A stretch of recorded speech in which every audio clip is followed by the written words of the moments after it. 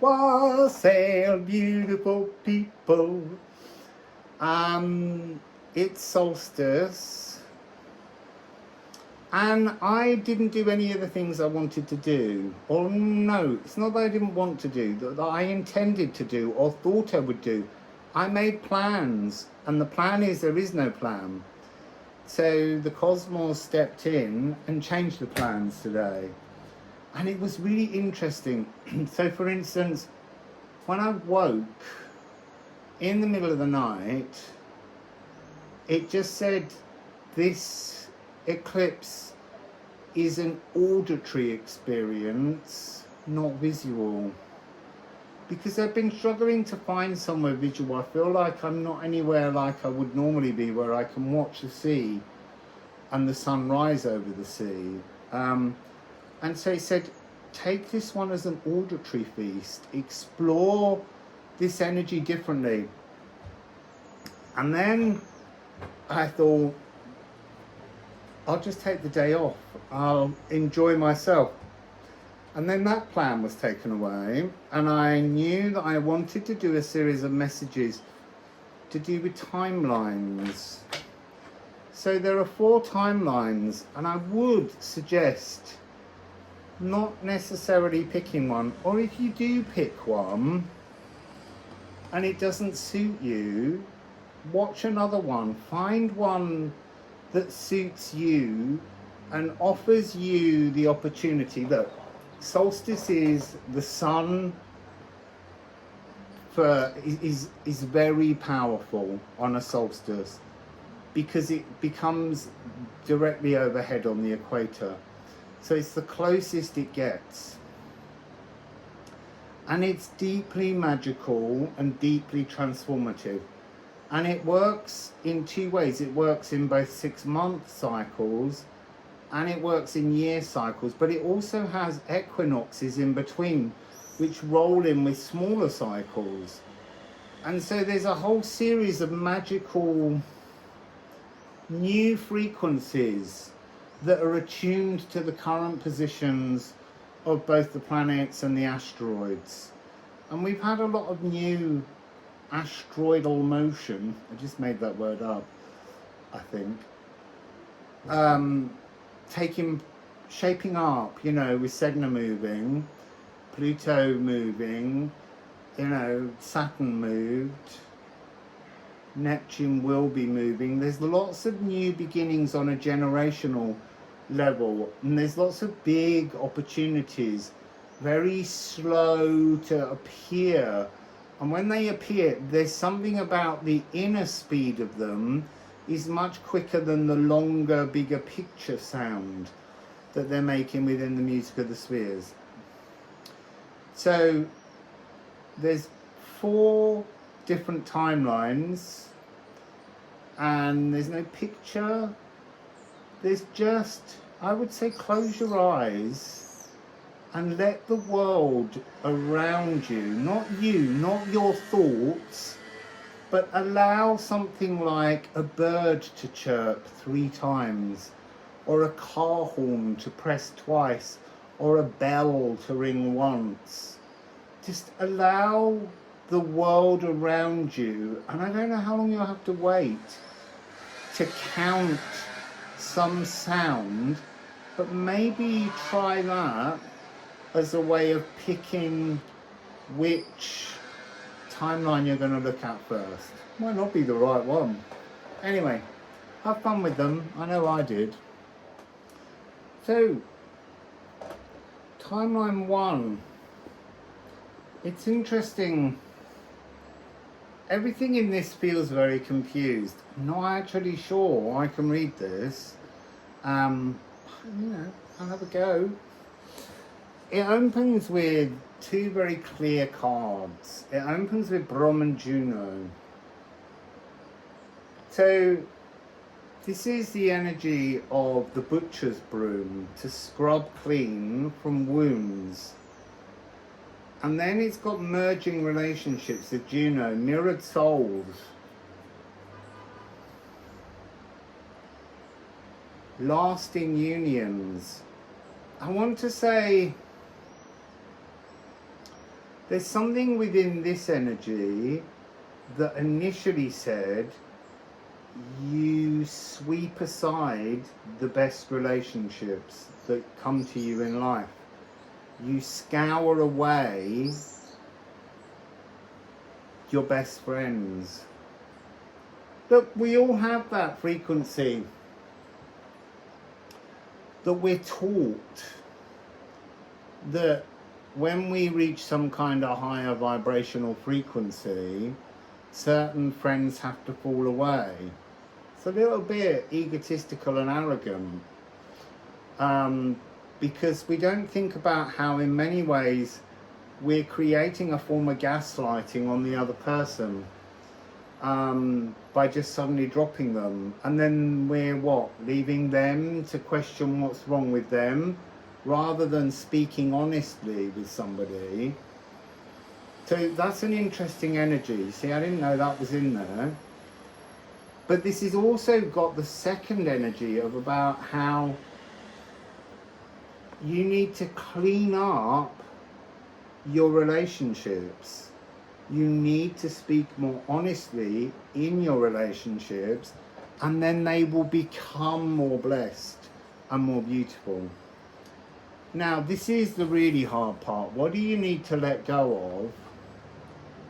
I mean, being gripped with fear is understandable, but make, cosmic egg hunting. See, I couldn't read that at first. They were saying it's cosmic egg comparing. It's a keeping up with the Joneses, but the Joneses are your spiritual neighbours. And you know, what they do, you must do one better. This is all an energy of being caught in spiritual egotism. That's really interesting.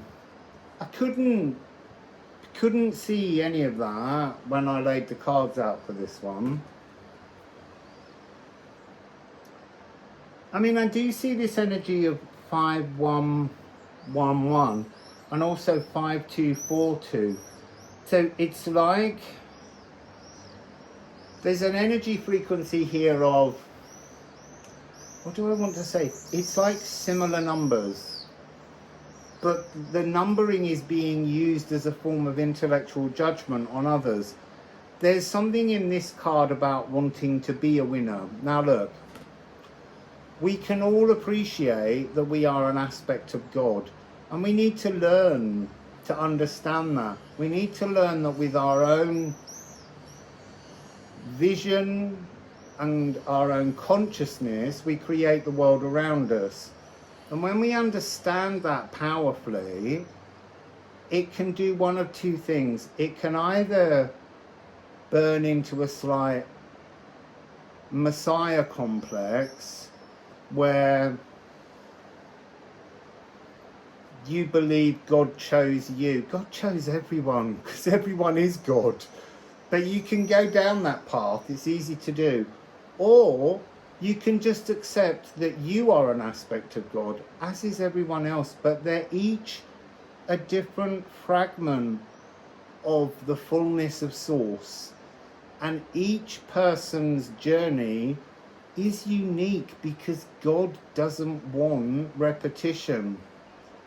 So, stop seeking the cosmic eggs of others. Stop repeating the notions that others tell you are absolute. Question it. Ask yourself, does that feel absolute to you? Does it feel right to you? You know those moments when you're in a fantastic frame of mind and you go off out socially with some friends and you walk into a room and you have this gut instinct that there's not good energy for you there. That's the same thing with spiritual learning and practice.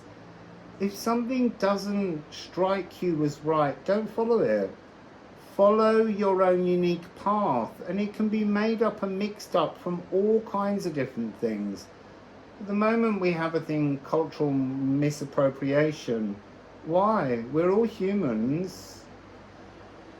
You know, we all need to find our own path to explore Source within ourselves, to discover our true spirit messages, which is in Make. So Make is the Rapa Nui Easter Island top god. You know, a little bit of spiritual egotism there, Messiah complex, but the warrior, isn't there something about the well-tempered warrior, letting go of being the spirit warrior, letting go of, now that's interesting, letting go of the fear of being the well-tempered spirit warrior. That also makes a lot more sense now. There's an energy in here. Let go of the fear of being insane. Let go of the fear of losing your marbles. Instead, marvel at what you can become. Because the winner of the egg hunt race gets to be the community spirit channel for the following year. I think you have a fear of stepping into your destiny. You have to let go of that fear. You have to embrace that fear. But you have to know that when you go into that, you can slip into Messiah complex. But as soon as you can identify the source fragment within you, you can integrate it and release it and move on to become part of the collective fragments that are all also energies of source. No one better than anyone else. All an equal fragment of source. It's a very lovely energy. So your journey to get there is move towards the magnet. What is the magnet? The magnet is the pull of the elven ring.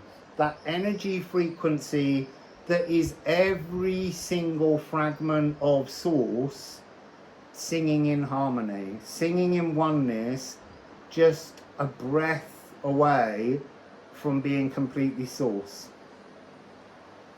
So there's something about when source erupts, it fragments into, I can't count them, an infinitesimal amount of fragments that are all divine. And then they explore their journey back to source, becoming new things. Now, one step away from source are all those fragments as one thought process, preparing to step back towards source. And the directions are varied. You can be there, which I think we all are, and you can be down there, which I think we all are, and you can be somewhere in between. And all of those threads come from your soul fragment, reaching out throughout all of time. And this is moving towards the universal soul attraction, moving into that energy. Can you not feed yourself? There's this real frequency of, are you desiring the right things from others? Are you desiring an equality in being, or are you trying to attract by manipulating the fields of others? And that's where you have to start to understand the cosmic order of all things is that everything is equally attractive. And that's your pathway forwards. Understanding and allowing that energy will bring in your new timeline. So what is your new timeline? Timeline number one. Number one.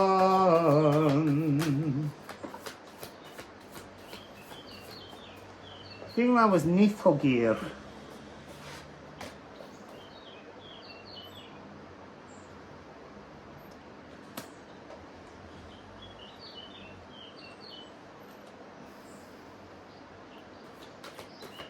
Now the Alchemy deck. I'm just channeling into Nithogir because it's not feeling like a test. It's feeling like accepting that you pass a test.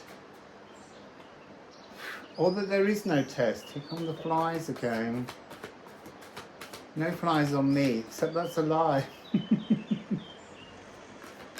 They're all over me today. So, what do we have here?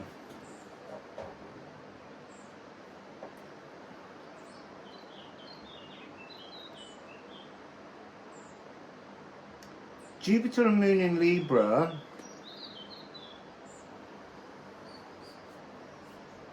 Which is, sorry, I have to go to this because it is giving me a strong message. Jupiter is talking about cleansing everything, aligning with everything, calming comforts.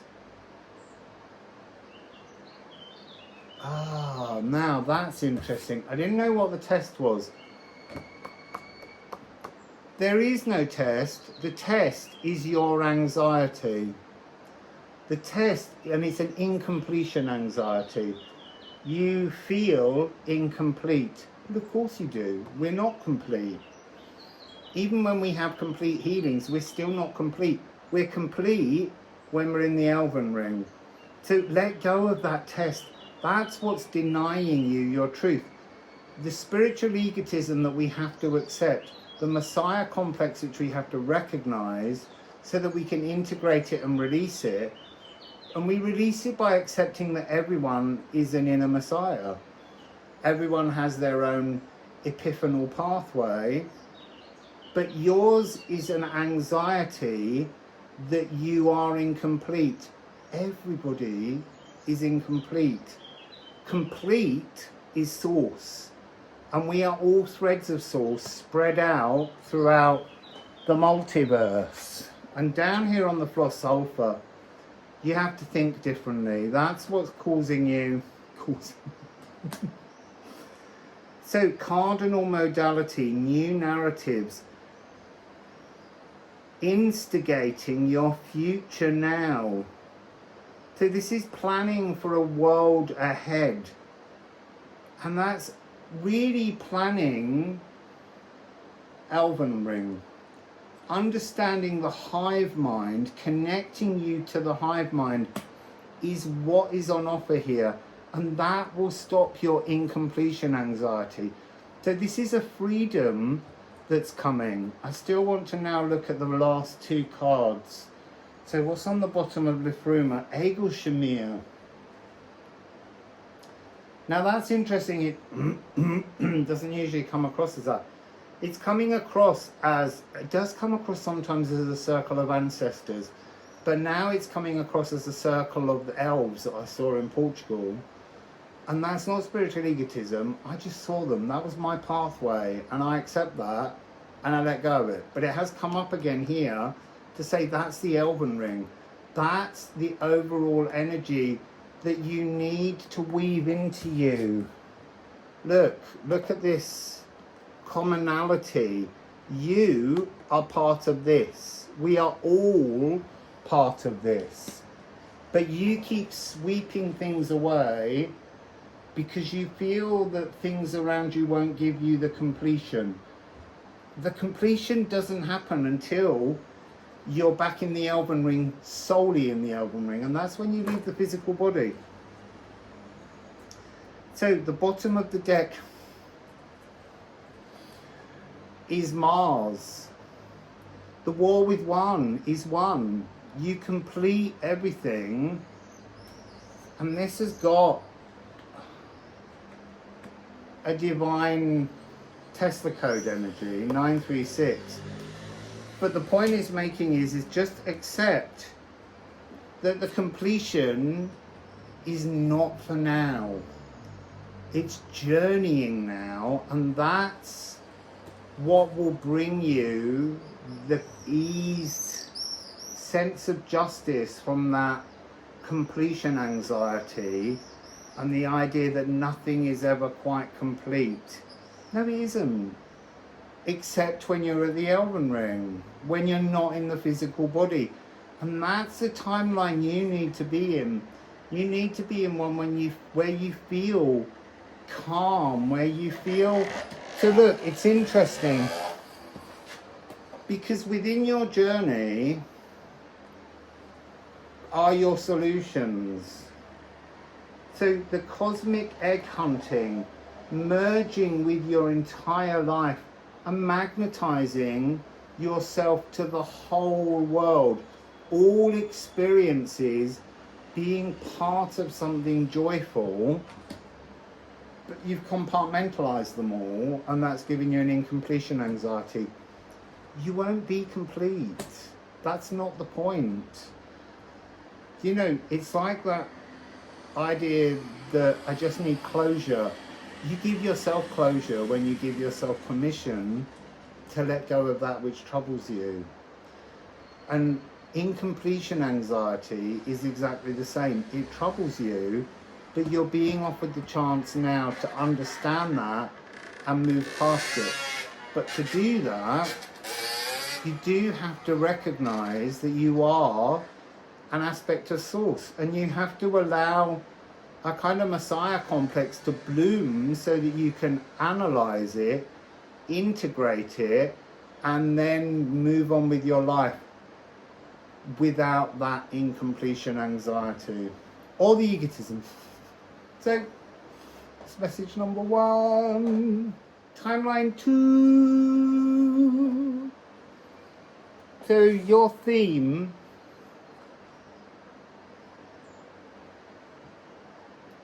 is Mercury in Exley, which is actually a 636.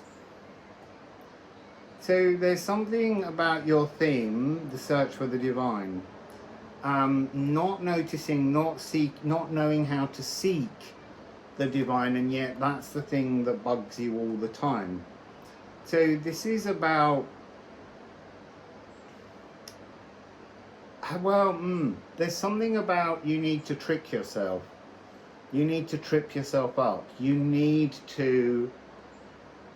It says, look, it's about addictions. I'm just... It doesn't have to be... These addictions are not necessarily drink or drugs or anything like that. These are just... They're talking about habits that you have formed, that you've created a big protective wall around you with. So your aura has a kind of impenetrable energy, and that's why the divine frequency of the new timeline can't reach in, because you're being terribly fixed. This is actually 3636, because the orbit of Mercury is 3 and 6, and then Exley is 3-6. It's not often you get a 3636 as a kind of power number. There's something about you, look, coasting in your own comfort zone. Now, that's interesting. The notion of an unwillingness to transform. Now, if I said to you, go and look back in your life and think about 10 years ago, what sort of person were you? And have you changed since then? You would probably all say, yes, you have changed. And yet, if I said to you, who will you be in 10 years' time? You're much more likely to say, the same person. I'm fully formed. I've done all my work to reach my personality type. I just need to find that divine spiritual frequency. And actually, you won't find it by being stuck. We have to be in a constant state of flux. We have to be able to move through. So let me just go back to these 2 cards and look at them a little more to see what else I'm seeing. I want to say I'm seeing this energy of like playing a game of pool And every time you strike the white ball, none of the other balls are moving. They're absolutely fixed, stuck. But there is something about an energy of you communicate confidence. You feel like you're an inspiration to others, and yet somehow you're not an inspiration to yourself. That's a really interesting theme to have. And then we have 688. There's a lot of very important numbers here. I get the feeling that that's a message that you need to consider is, what are your divine numbers, and is it time to distill and change them? So here you have thoughts, distill, and Harteka. What do you need to let go of?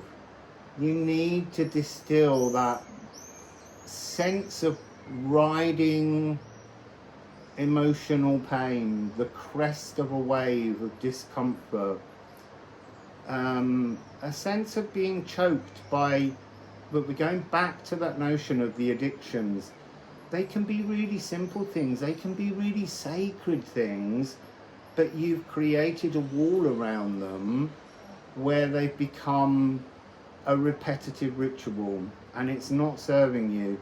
So it's time to extrude, well, it says impurities, but I would say extrude your fixed habits.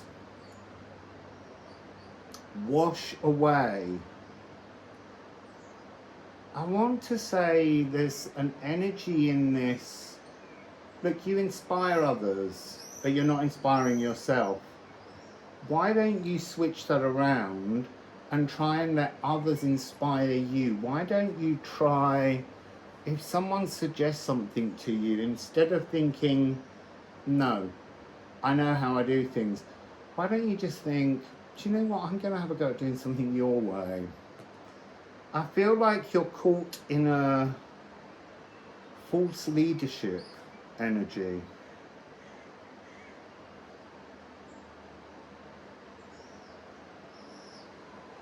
So we're still lacking this energy of the divine. There's something about, I think you may be addicted to the wrong social expressions, is something that's coming through. Now, the journey, again, we've got 8. Oh, interesting. 5335. So again, we're talking about turning around your numbers, your synchronicities, your behaviors, your static rituals. And then we get the 9, we get the divine energy, we get Dark Moon Lilith. And this is a calculated aspect. It's not a physical dark moon in the sky. It's a calculation. It's a rethink. And that's what you seem to be needing to do. This is your unrecognized self-truth. This is to be in your, well, in your authentic truth. The interesting part that I'm getting here is the ghost moon echoes. Because that's this energy of the Egel Shamir. These rituals are your ghost moon echoes. No one can see them, they're hidden on the dark side of the moon. But you know they go on, and that's why you're not inspiring yourself, but you're feeling, if you just keep shining the bright side of your moon forwards, everything will stay safe. You don't need safe. You need exploration, and the exploration is of you. There's something here of a refusal to unbind. Look, it's moon, unbinding the moon, this Wendhorn energy. I want, have a good scream, have a good shout at whatever bothers you that you never speak of. There's something in Mercury that's silver-tongued, and yet there's something in you that's a kind of, you're compressing the truth so that it's almost like the silver-tongued energy is a falsehood that you speak. It's not authentic, it's not frank. And this is your cure. Your cure is to grow past your addiction rituals. So now I'm going to shuffle the deck for what your new timeline will open for you. What new timeline? What is timeline 2 offering? What is timeline 2 offering? Interesting. I'm gonna... We've got them in groups, so I'm gonna put that one over there. I need some runes as well. I'm not sure if I did runes in the last one. I've just been alchemy. There was a rune. It's just one, I think, to open. So, impassioned. There's something about when you can be more honest that you will become more impassioned. The energy is a reminder that you will feel energized. So at the moment, there are times when you feel sapped, you feel exhausted. And this is offering you the chance to connect with your true sap, which is completely energizing. Now, this one came out in another reading. I'm doing them all out of order.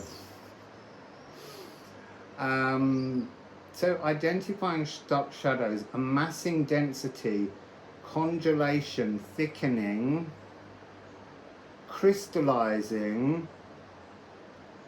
So this is, as you learn to move with the flow of your life, to allow the energy to break through that crystalline shell, as you amass the energy of the divine moving into your cells, the stuck shadows will shift.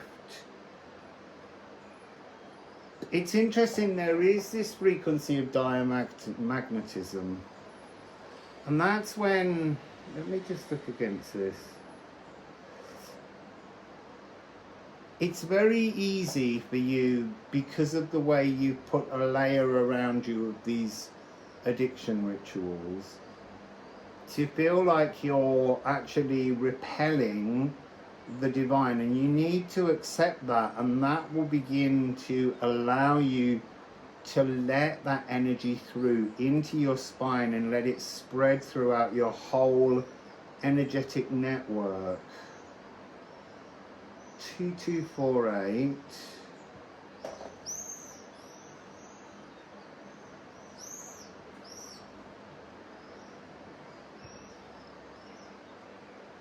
Oh, I see. They were saying, look at the numbers again. Tell them about the numbers again. So, your solution was the 9, the 27. And that's exactly what this is. 225 is 2 and 7. 2 and 5 is 7. So again, you've got matching numbers, but they're being made from fractions. There's almost looking out for, 12, 12 as 2 numbers is not the pathway to your solution. It's somehow about matching frequencies, like 315 and 36 is a 3636, but again, you have to find the solution. You have to begin to amass, not, Amass the frequencies, because somehow the spotting your new synchronicities through fractions is what begins to allow you to be more penetrable so that things can get through. Now, what I'm completely fascinated by here is you opened with Mercury, and that was the theme of your timeline, that energy of being slightly stuck. And then, and it's 1555, although this is 53 in the new deck. So now you have Quicksilver. It's the same symbol, but this is the modality that opens. So this is the point at which your pathway opens. This is to have a restless fluidity, the divine moving through you, flexibility, no more rigid rituals. This is the herald of change. And then let's see the two cards that go with it. That's so incredible. So you got Ophiuchus and the Philosopher's Stone. That was the solution in reading number 3 as well, the personal Philosopher's Stone. And there was a snake wrangler, Pallas Athena. So it's really saying that probably that readings 2 and 3 are offering the opportunity to enter the same time dimension. And it's where your personal power increases. This is the bolt from the blue. I feel like in this one, the other one was a slow burn. There's something a lot quicker about this.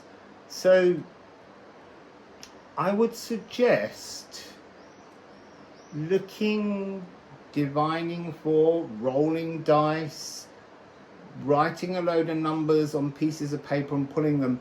Set yourself up a new divine number. It can be 2, 3, 4 digits. It could be 2 digits and 2 digits the same. It could be a mirror. You decide, but then you need to seek them as fractions of their truth. So don't seek 13. You can have that as your number, but you need to find it made up of something like a 5-8 or a 6-7.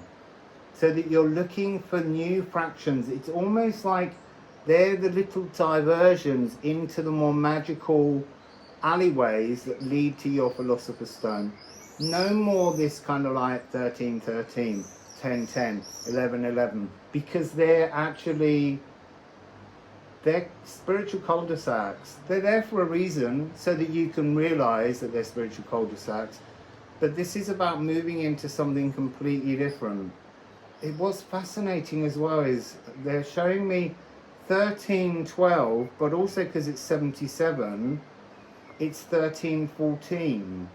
So there's something about different pathways created by the different fractional energies, and eventually you'll discover which of those fractional signposts are the ones that lead you to your new dimension. But it will be quite quick. I really get the feeling this is a sharp and fast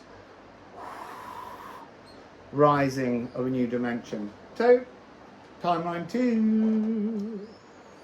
So, did you pick timeline 3? So, yours opens with very powerful message. Opposition, which is card 60, and Lecce, the emotional bleed. So this is about having very distant feelings as your theme. And they're so distant from you because there's something about you pretending, sorry to say that, pretending that you're dealing with emotions. And you're focused on them, but you are absolutely just pouring out energy continually, and that's disrupting your current timeline as a theme. You're running into pain.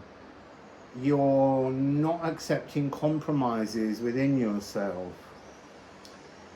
You are seeking resolutions but not actioning them. It's like being caught in a spider's web. That's interesting, because I often think about spiders' webs as being spiritual truths, interdimensional magic. And so you're in opposition with your own pathway.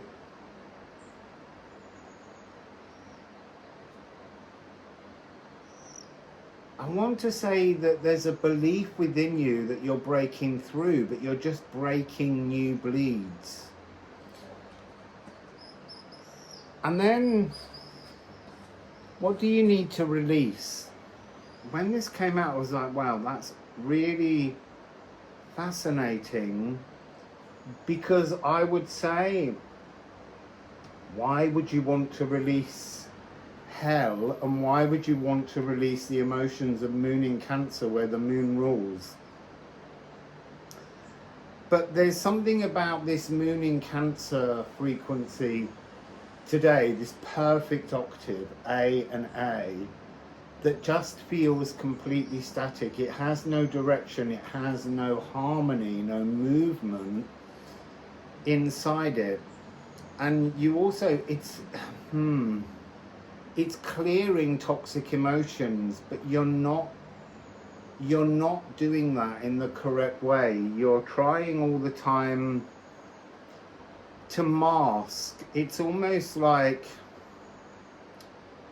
you're a lighthouse and you're on the edge of a cliff, and every time more and more of the cliff is crumbling away, and you keep moving the lighthouse further back inland. And what you're doing really is you're moving further and further away as the lighthouse, as the pharos, from the actual truth of the emotions. So you need really, it's talking to me about inner work. Don't keep applying your energies to emotional inner work. Somehow you need to be more rational about it. You need to plunge into the sea, the cosmic lagoon of all the ocean's emotions. Look, hell's disruption opens portals of divine disruption. So she's here to demonstrate that the light that you're shining is not your true light at the moment. It's stuck inside you, and there's something about the energy where you need to transform your light and actually apply it to outer work. But there's some part of you that just keeps thinking, if I just get this inner work complete, that isn't always the answer. Sometimes we need to engage in living in order to find the pathway that we need. And so then 2 cards came up to talk about the energy of, that's fascinating actually. Look at the 2 symbols. So we have the Gununga Gap and its stream, and then we have Pallas Athena and its stream, and yet this has a cross on it. There's something in this about rational thought editing, wrangling with your cosmic snake, creating a heroic endeavor in the physical world. That's the point of this. You know, before all, the veiled void strains its velvet fanfare of silence, breathing. So you need to work, because this is cosmic consciousness. So you're looking at here thoughts. You're looking at, I want to say, stop trying to understand your emotions because they're silty. They're full of the wrong energies, and they're creating that sort of toxic leche bleeding. You're bloodletting. You're letting all the wrong emotions spill out at the moment. It's time to start thinking about how you wrangle with your thoughts and apply your emotions to the physical world, to people around you. So where will that timeline take you? Now we're going to shuffle the deck. Well, both decks. Wow, that's interesting. That card's gone down into a slat in the table and it's sticking up. I can see that it's candle. It's like relighting. So that hell is your blasting, powerful lighthouse of inner work, but it's not working. You need to do outer work. So it's interesting that opposition, the opening theme is 60, and that is outer work. So what is the new timeline? See, that was explosive at the end. So I'm going to leave them where they are. I'm going to take the first two. Universal Solar Seed Year, Planet Earth and Candle. So I want to say that this is a journey of a year, because look, things are not to be rushed. We have to demonstrate patience, but there is that sense of you having a frustration with time, and this is about moving timelines, snuffing out the old candles so that you can renew your energy in an explosive world with new song lines, a new sacred earth walk, a nowness, and the ability to receive is where it will take you. Now, the next two cards, there's two more on the floor, which are the final two. But this is gorgeous energy. Identifying stuck shadows. So that's what we've been talking about. Once they've been identified, you can then alchemize them. And that's the solution. But it's not inner work. It's actually, how do you present yourself in the world? How do you appear to others? Stop thinking about how you appear to yourself at the moment, and actually think, how do I deal with people around me? How do I relate to the world around me? Because that's where you will discover your emotional shadows that are stuck, and then you will alchemize them. This is a beautiful, incredible opportunity, the mother of alchemy, the all-encompassing cosmic womb, true alchemy, the creatrix of the Philosopher's Stone, and that's one of the cards on the floor. So let's just grab those.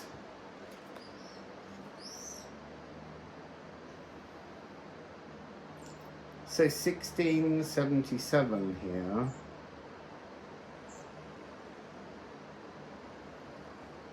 So loving others, this is again, it's talking about how you energize yourself through love to the real world. Not how you keep mistakenly self-loathing, but how you push your love out to the people around you. And that is the core magic of your... And that's interesting. Sorry, I've got 4 sevens. This is a really important pathway. 7, 7, 7, and the orbit of Venus is 7 months.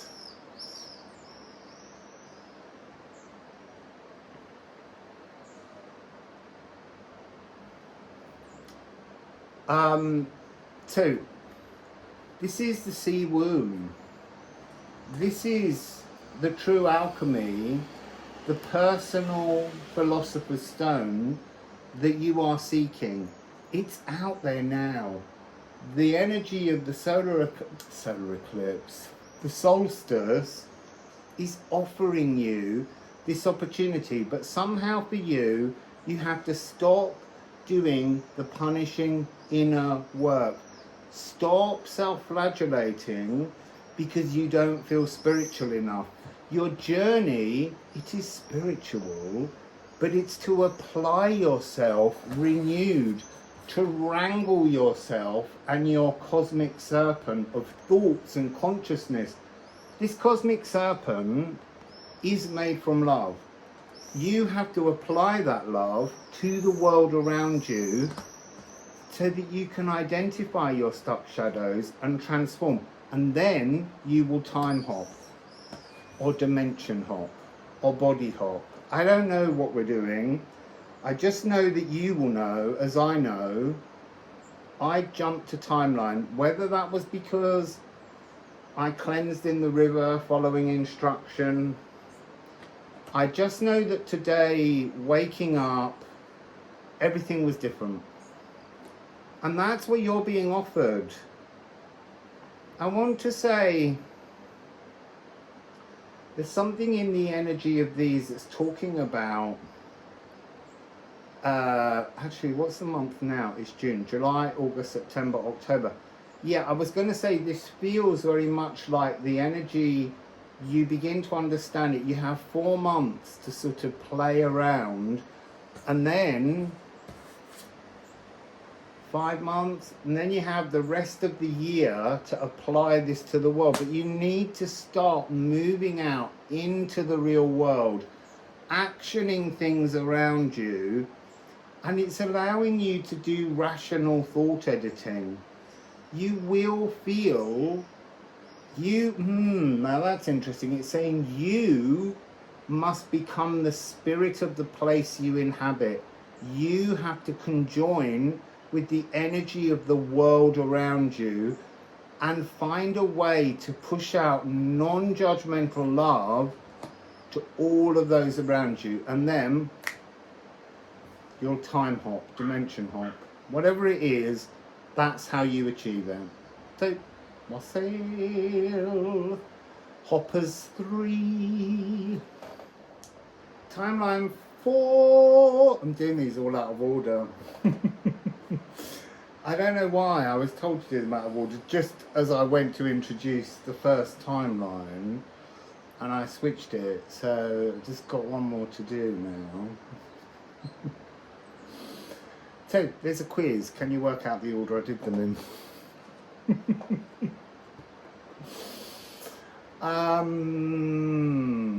Your theme opens with playful freedom, creative freedom, explosive, untamable inspiration. It's a totally beautiful theme. It's got the energy moon in Leo of a perfect fifth, which runs in parallel without harmonious bumps. So self-expressive fun. Riding cosmic waveforms. Ranger of freedom. This is very powerful. See, I don't want to say freedom again, but this is really powerful cosmic weaving. Like well, we'll see when we get to the end. This feels like you choose the dimension that you wish to be in. There's something very profoundly strong in this energy.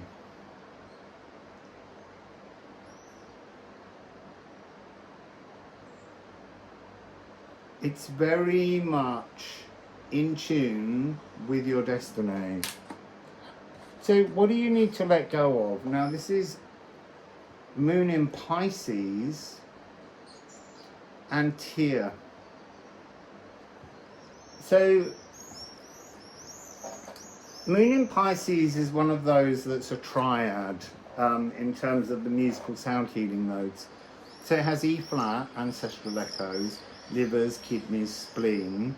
It has G of Jupiter, because both Neptune and Jupiter are rulers of Pisces, Jupiter being the traditional one and Neptune being the more modern. And then it also has A of the moon, obviously. So this gives us this suspended fourth. It's a really interesting energy because it has this frequency of creation, but what would free you is if you could move to a perfect fifth. So the E flat and the G, that little triad, that major third, needs to shift into a single E, so that it's like sharpening up the toolbox of your life. And Tia is about transformation of old ways. So the energy that I was first getting as I saw these two cards was this notion that you have to stop passively daydreaming. You're creating too many realms of possibilities for the cosmos. And each time the cosmos doesn't seem to deliver that, you create another one. And you keep creating more and more. And it's like clogging up. It's like all of these realities are queuing up to come into you. And as they try to fix the universal energies and flows to bring this cosmic waveform to you, you switched it again. So you have to stop doing that. You need to find a focus, or at least a thread of the reality you most want to follow. And it feels as though you need to speak that. You need to tell the cosmos that all the endless passive daydreams that you've been making, and there's something very spaced out. It's like all of those dimensions are all spaced out. It's like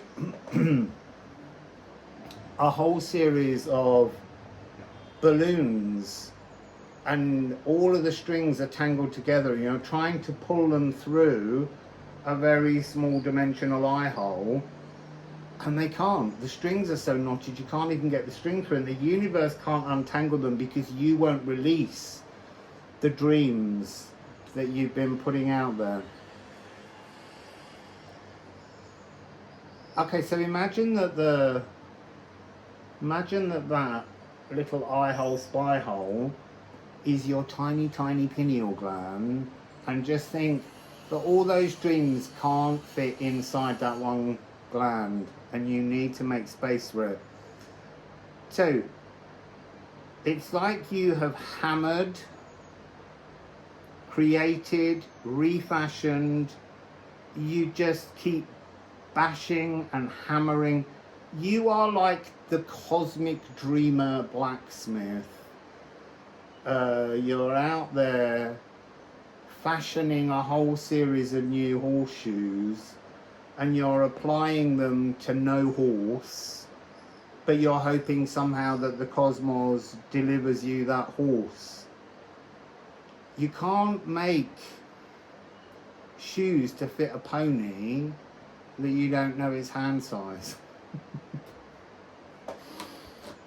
So what's the journey? Oh look, and now you've got that needle.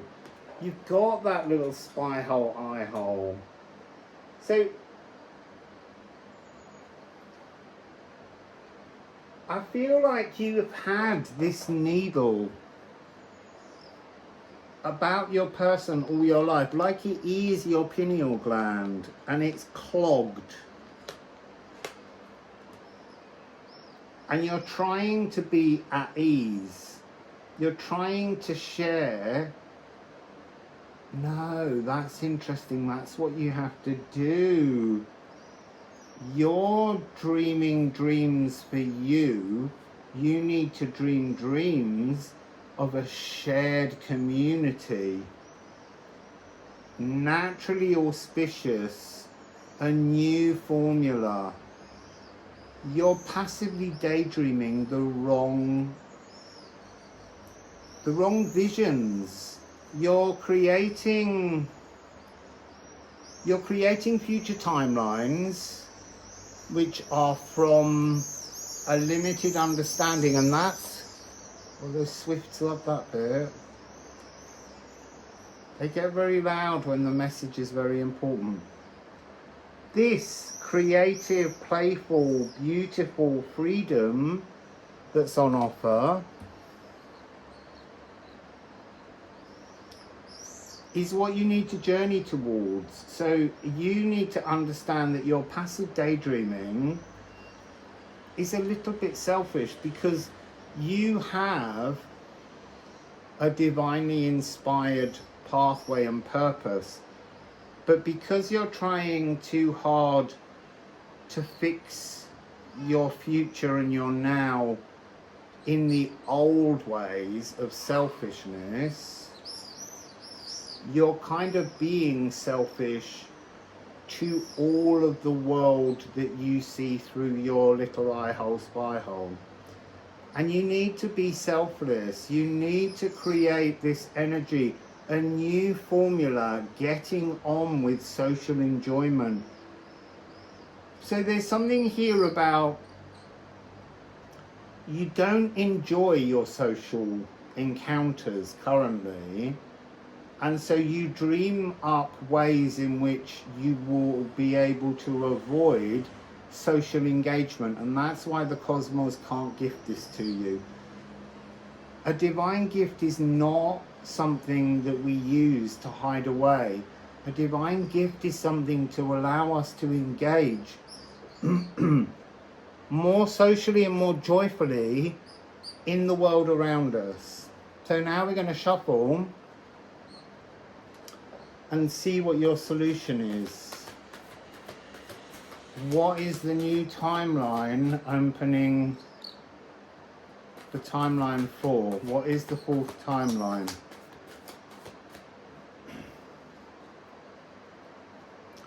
Now we have two cards that turned over but stayed in the deck, and I knew I had to take them because they're like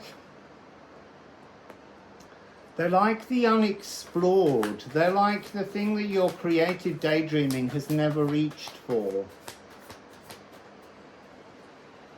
Like you're dreaming the wrong solutions, and the truer solution that will deliver all that creative freedom just hasn't crossed your mind yet.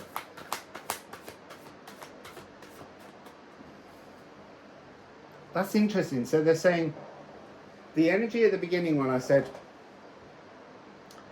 you will create your own timeline, you will, but to the plan of the cosmos almost. There's a solution to the clarity of your pineal gland that you've not yet been privileged to see. Come on, Runes, Liffrumas. It's like communicating with the cards is like you communicating with your community. If you just engage by speech, you will find that it's not such a frightening place. So this is the hidden energies from you, are Uranus and Hygeia. So Uranus is platinum. It's clarifying, it's understanding, it's having the clearness of your pineal gland, and it creates resolutions beyond time. There's something about you marking time. There's something about you being caught in time.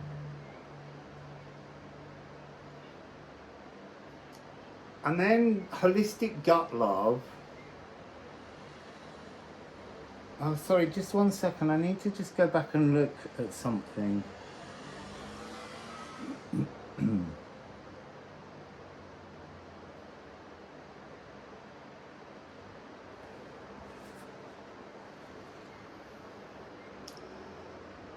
Yeah, I was being shown how there's no patterning to the numerology in your deck.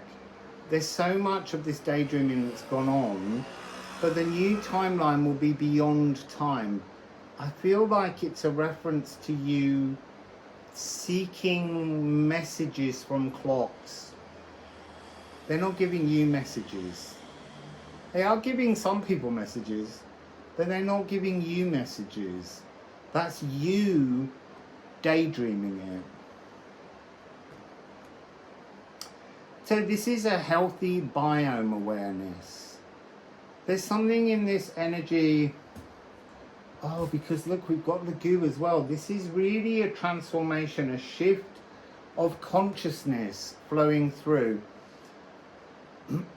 This is good health as a greeting. But that for you is actually not so much like saying wassail, which means good health, or salut. But this is about how making greeting people, greeting life is health restorative to you. And it's the energy of body hopping. You can do this. You can go to the timeline that you want. That is true. But at the moment, you don't know what that timeline is. And then you have Lagu and Yor. So there is a destined timeline sitting there waiting for you.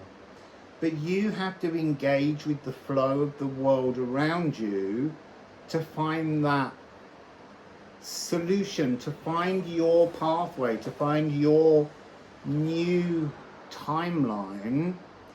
You have to actually stop hiding from this one and engage with it. So I'm just going to look at the bottom of the deck because I feel like there's two of both decks. I feel like there's a couple of missing energies because it's really not telling you, yes, you can create your own with the universe. The universe has already mapped out a timeline for you. I think it's telling us that you have the ability to reach the freedom of thought, the primordial change of thought that will lead you there. So you've got Björk on the bottom, which is the energy of beginning something new, but it's also the energy of shifting. Well, it's shifting where you grow from, putting down new roots. And I feel like those new roots are within your community. Look, there's my little fly on the thumb. It's coming back, it's on my hand now. So, it's back on my fingers. Interesting, you see, that's how close Spirit is to delivering your dimension. But you have to engage in the world around you. And then look, you've got love, Venus on the bottom. Allow a greater sense of the consciousness of love. So, that's interesting. They're now saying, and this is why you do all this passive daydreaming, to hide. Because actually, you're frightened of loving others because of a self-judgment. So it's easier to live in fantasy. Get out of the fantasy world and come into the real world. And you will be given the most beautiful divine timeline to your own creation, because that's what this is talking about. You have as your theme this explosive, creative, untamable potential, but at the moment it's being used to block the flow of energy around you because you're hiding away. And it's time to climb through your eye hole, spy hole, and come into the world with a big fat smile on your face. So, see you very soon, timeline 4.